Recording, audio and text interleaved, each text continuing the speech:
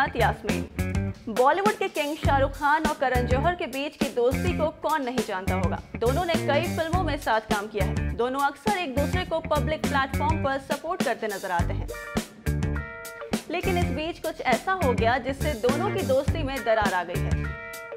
हाल ही में हमने आपको इस बात की जानकारी दी थी कि करण जौहर ने सोशल मीडिया पर एक ऐसे ट्वीट को लाइक कर दिया है जिसमें अक्षय कुमार और शाहरुख खान की फिल्मों के बॉक्स ऑफिस कलेक्शन को कंपेयर किया गया है, जिसके बाद से shame on Karan Johar trend करने लगा और लोगों ने उन्हें ट्रोल करना शुरू कर दिया। हालांकि इन सब के बाद करण ने ट्वीट करते हुए सफाई दी और लिखा, मेरे अकाउंट के साथ कुछ तकनीकी खामी चल रही है, जिसकी वजह से अजीबोगरीब चीजें ट्विटर पर पोस्ट हो रही हैं। कभी जूते की तस्वीर अपलोड हो जाती है तो कभी ऐसे ट्वीट लाइक हो जाते हैं जो मैंने पढ़े ही नहीं है, और ना ही मैं कभी ये कबूल करूंगा कि ये मैंने किए हैं। जो भी हुआ उसके लिए मैं माफी मांगता हूँ। मैं जल्द से जल्द इसे ठीक करने की कोशिश कर रहा हूँ।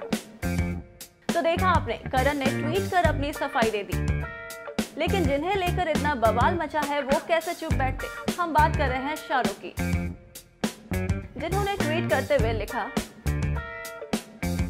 सोशल मीडिया पर सफाई देने से मुझे सख्त नफरत है। करण जौहर का टेक्नोलॉजी में हाथ तंग है, लेकिन उनमें काफी क्वालिटीज हैं, जैसे कि कपड़ों के मामले में उनकी पसंद का कोई मैच नहीं। जिंदगी की तरह ट्विटर पर दिशा निर्देश नहीं आते, इसलिए गलतियां हो जाती हैं, और फिर करण जौहर की उंगलियां भी मोटी हैं। प्लीज परेशान ना हो, प्यार फैलाएं, नफरत या गुस्सा नहीं, तब और मजा आएगा। तो देखा आपने, शाहरुख ने चालाकी भरे अंदाज में ही सही लेकिन करण जौहर पर तंज कस दिया है। खैर, अब देखना यह होगा कि शाहरुख के इस ट्वीट पर करण का क्या रिएक्शन आता है। फिलहाल तो करण अपनी आने वाली फिल्म कलंक के प्रमोशन में बिजी हैं। वेल, आपको हमारी ये स्टोरी कैसी लगी हमें कमेंट करके जरूर बताएं।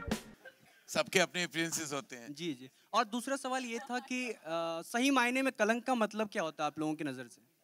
कलंक का मतलब क्या होता है? कलंक का मतलब आई थिंक बहुत सारी चीजें हो सकती हैं। कभी नजरिए की बात होती है।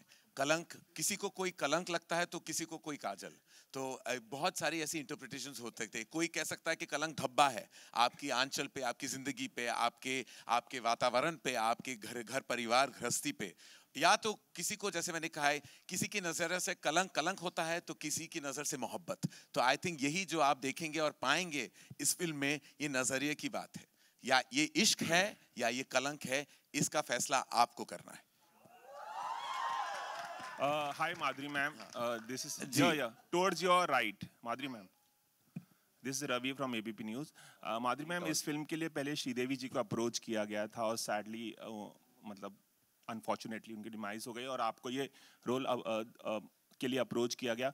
आपके मन में क्या चल रहा था जब आपको ये अप्रोच किया गया इस रोल के लिए? क्या एक्स्ट्रा प्रेशर था कि श्रीदेवी का रोल आपको करने के लिए दिया गया?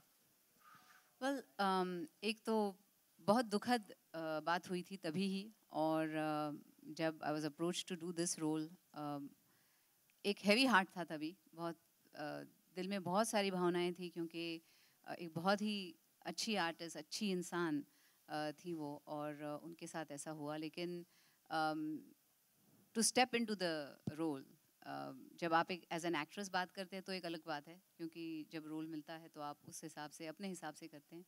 लेकिन ऑफ कोर्स उनकी याद हमेशा आती थी सेट पे, क्योंकि वो मतलब करने वाली थी इस रोल को।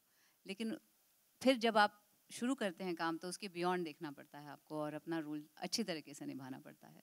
तो वही किया, लेकिन of course you know we will all miss her terribly. एक छोटा सा सवाल और संजय सर और माधुरी मैम, आप दोनों से, आपने बहुत सारी, आप दोनों ने साथ में फिल्में की, बहुत बड़ी बड़ी हिट फिल्में दी। कैसा रहा इतने साल बाद दोबारा साथ में काम करना? कुछ अगर शेयर कर पाए दोनों।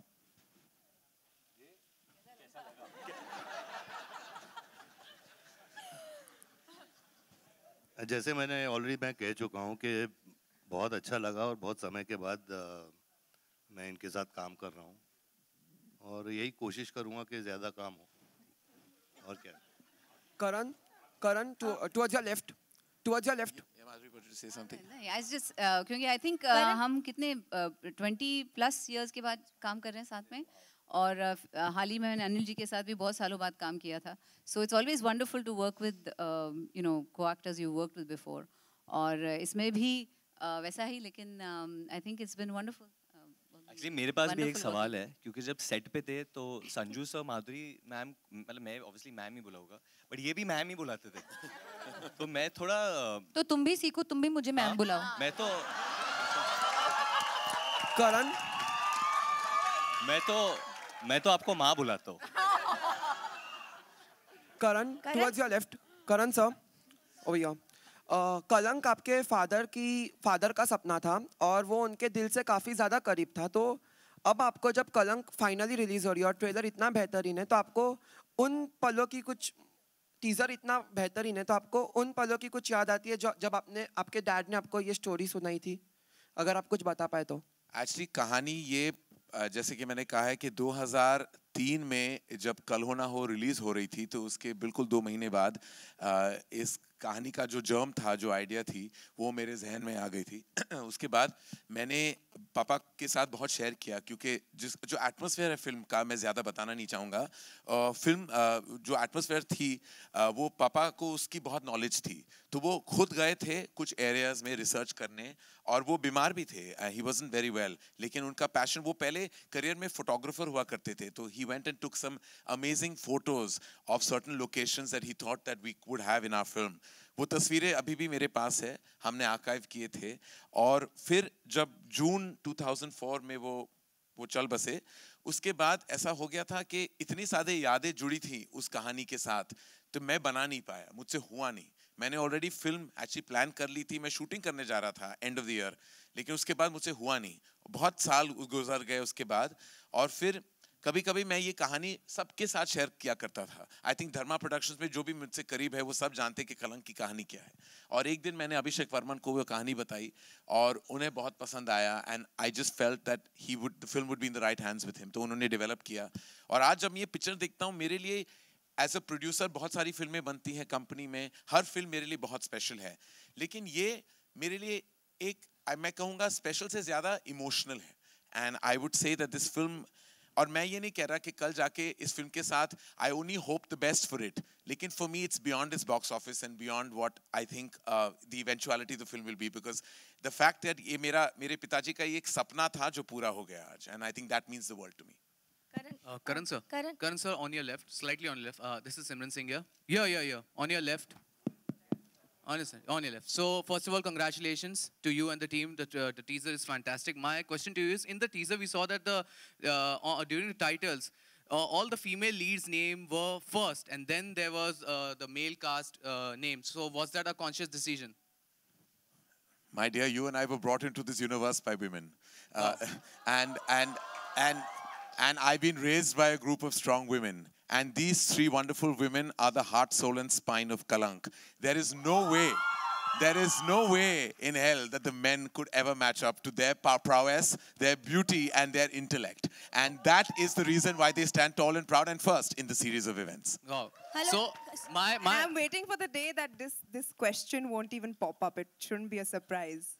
Good, very good. So मेरा सवाल आपसे और आदित्य से है कि usually there is a perception towards ensemble cast कि सबको वैसा रोल नहीं मिलता. The कहानी is centered towards primary characters. But what was the reason that you signed the film? Is it because that you thought that your character would be has a depth to it? What was the reason that you said yes to Kalank? I think you asked a question and answered it as well. Yes. Yeah, we did do it because there was actually depth to every character, and like I mentioned earlier, the script was something that blew me away, and Abhishek's vision, which was really clear. And then when you have a director that can put his message across to you about how he's seeing something, and you feel safe and comfortable about that, I think everyone feels good in their place. All right, we have 2 honestly, questions. We have 2 more questions. I just have to say that this film, since you said ensemble, it's a true ensemble film. So that means every character is a primary character. Even if you see a monkey, he'll also be a primary character. There's no monkey, so but it's a true ensemble. There's a bull. There's a bull. Okay, sorry. I'm just saying if in case you see a monkey. Stop confusing the audience. Yeah, the bull and yeah. This is a film about these 6 people and their relationships and what they go through, what changes their lives. So I think everyone has a very, very important role to play within the film. Karan. We have last 2 questions, ladies and gentlemen. Towards your right, Karan. हाँ बोलिए.